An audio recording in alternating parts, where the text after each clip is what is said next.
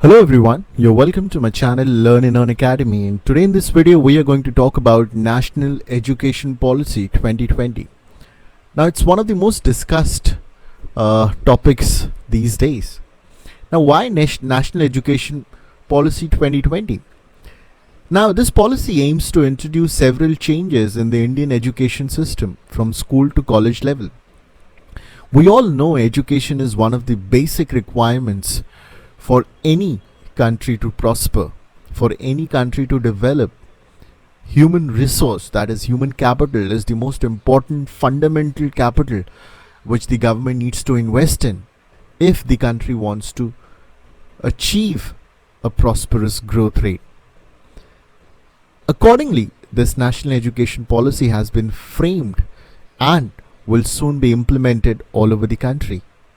The National Education Policy 2020 aims at making India a global knowledge superpower. Earlier, we were known as global knowledge superpower, but over the last several decades, somewhere we have lost this tag of being the global knowledge superpower. We need to regain, we need to get back this tag of being the global knowledge superpower. The cabinet has also approved the renaming of Ministry of Human Resource Development to Ministry of Education. The National Education Policy cleared by cabinet is only the third major revamp of the framework of education in India since independence.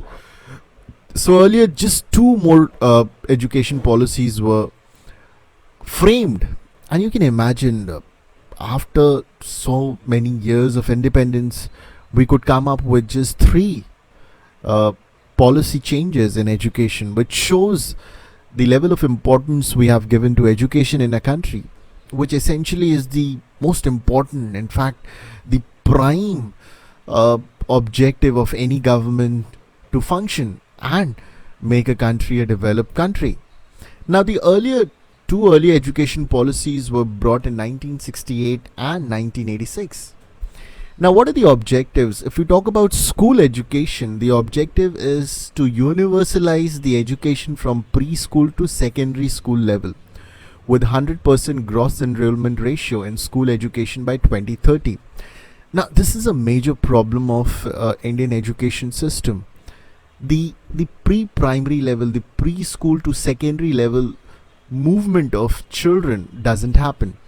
Most of the children attend preschool, but almost 60 to 70% students leave education after preschool. They never go to the secondary level, and therefore the gross enrollment ratio in school education has to be improved, and that can only happen if we have a stringent an objective policy to give direction to that.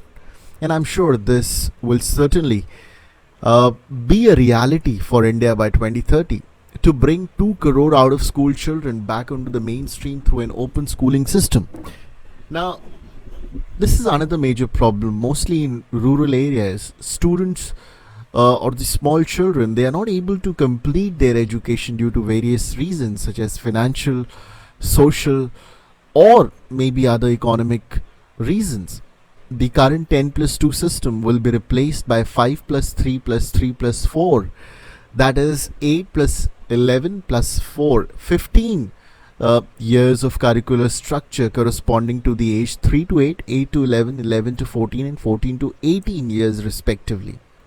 It will bring the uncovered age group of 3 to 6 years under school curriculum, which has been recognized globally as the crucial stage for development of mental faculties of children.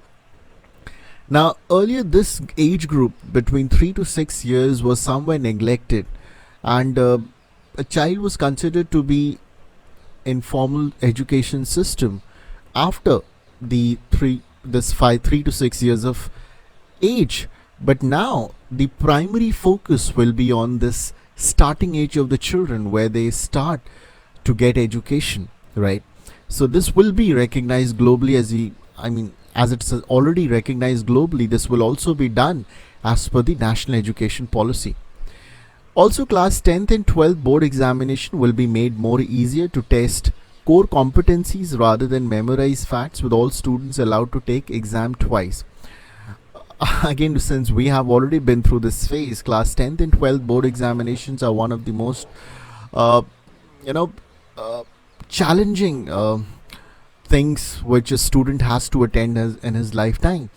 And if you make class 10 to 12 board more of testing the competency and less on memorize facts, that will be a great step, because now it's all about percentage. The more number of marks you get, your competency is somewhere judged on the basis of that. But that's wrong. There are a lot of other factors than marks which the overall performance of the student should be judged from. So the school governance is set to change with a new accreditation framework and an independent authority to regulate both public and private schools. That's a great step. The emphasis on foundation of literacy and numeracy, no rigid separation between academic streams, extracurricular vocational streams in schools.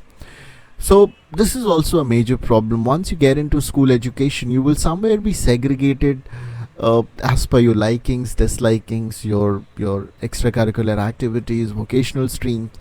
But this segregation, this segmentation of students based on various factors will no more be there, which is a good sign for the coming generation. Teaching up to at least grade 5 to be in mother tongue or regional language. No language will be imposed on any student. Okay, that's nice.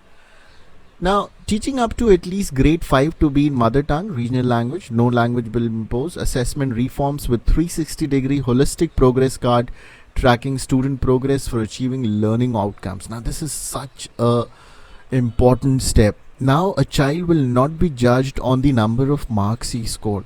He will be judged as per 360-degree performance, which means his overall performance will be seen from academics to sports to extracurricular activities, soft skills, the way he communicates, his interaction, all those aspects will be taken care, and that will lead to an overall development of the child when the child will come into the real world of job and to get the work in this environment. He will have to face a lot of challenges, and I'm sure with this approach, with 360-degree performance approach, he'll be able to not only know himself, but also he'll be able to give his best, because he'll be knowing his shortcomings, he'll be knowing his strengths, his weaknesses, right? So SWOT analysis, which is a management term, somewhere like that it will be done, which is, I think, a very good step. The new and comprehensive national curriculum framework for teacher education to 2021 will be formulated by National Council for Teacher Education in consultation with National Council of Education Research and Training. Now, teachers play a very important role in shaping the careers and shaping the future of children.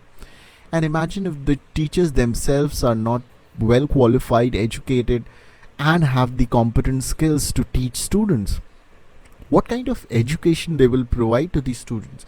And that is why, more than education of children, it's the prime focus should be the quality of teachers which are being employed to teach these students, because whatever these students will learn from these teachers will be their education. So the government needs to ensure that the quality of appointment of teachers is to the best of the ability. By 2030, the minimum degree qualification for teaching will be a 4-year integrated BEd degree. Now, let's come to higher education. Now, higher education has been one of the major challenges of India. Gross enrollment ratio in higher education to be raised to 50% by 2035. Also, 3.5 crore seats to be added in higher education. Now, I was talking about primary to secondary education shift, but imagine if children are not coming from primary to secondary level, how many children would be coming to higher education? Just fraction percentage, and that's very less. So the target is to take the gross enrollment ratio to be 50% by 2035, and 3.5 crore seats will be added in higher education. That means most of the students will be getting admissions to their choice of stream or the college. The current gross enrollment ratio in higher education is 26.3, which is just one fourth. That's very less. Holistic undergraduate education with a flexible curriculum can be of 3 to 4 years with multiple exit options and appropriate certifications with this period. Now, this is a very, very important development. If a child or if is not able to complete his graduation and leaves just 1 year, he will be giving a diploma certificate, right? And that's something which is very, very nice. If he completes 4 years, he'll be giving a complete graduation certificate with 1 year of internship.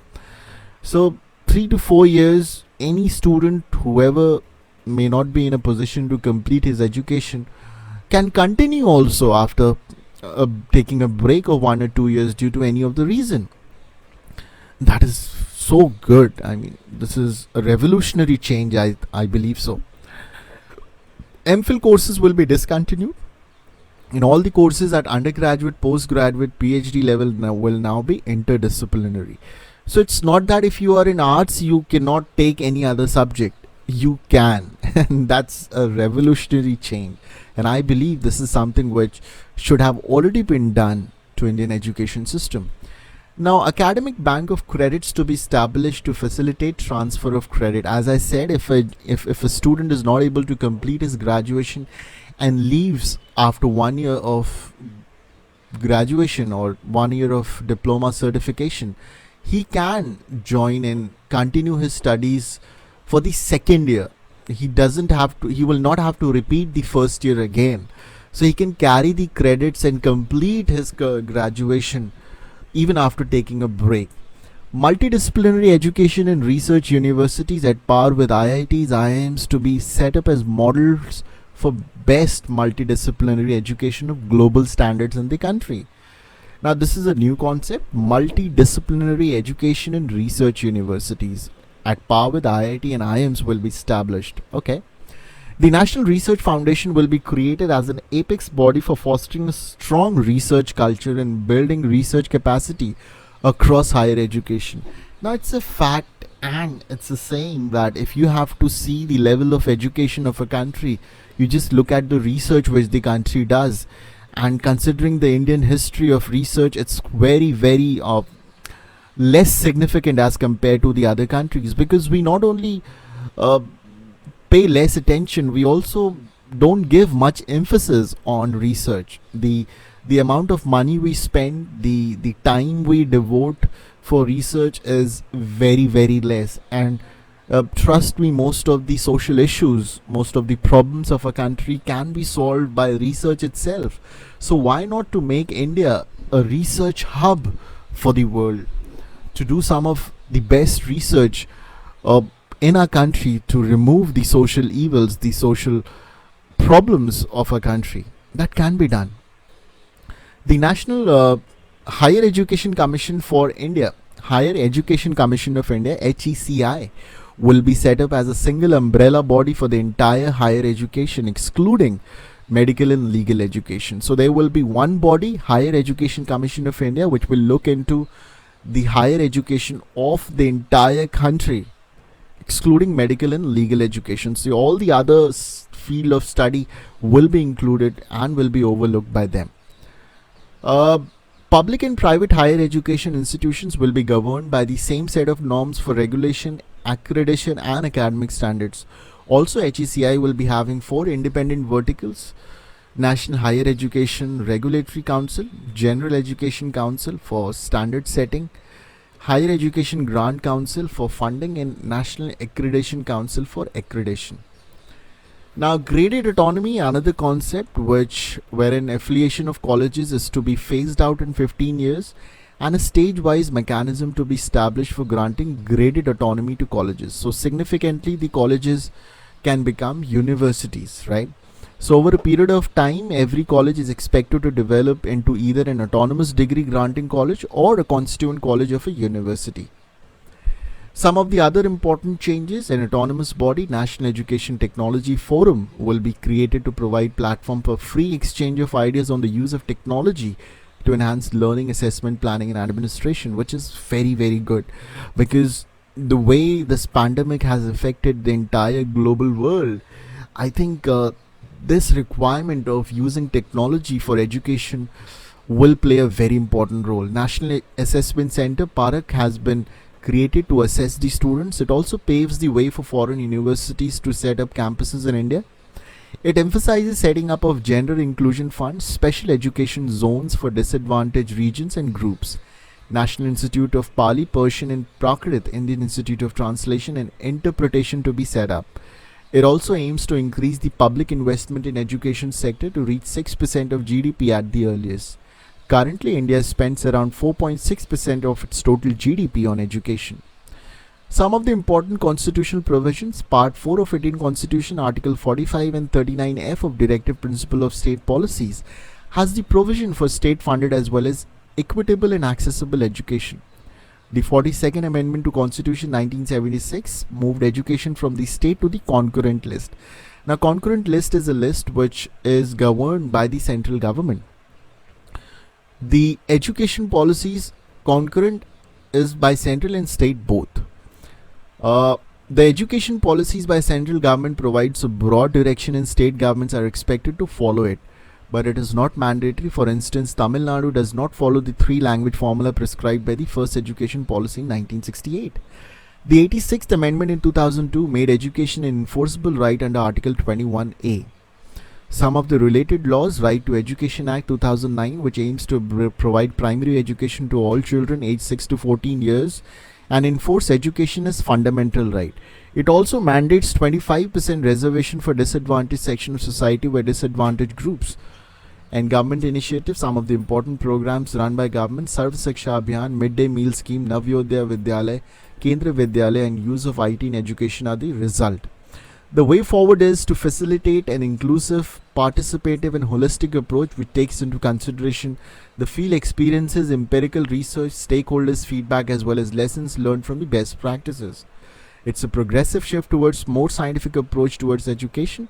I'm sure the government, our country and the students will be able to move forward and make this country one of the biggest global hubs for education and knowledge. Thank you.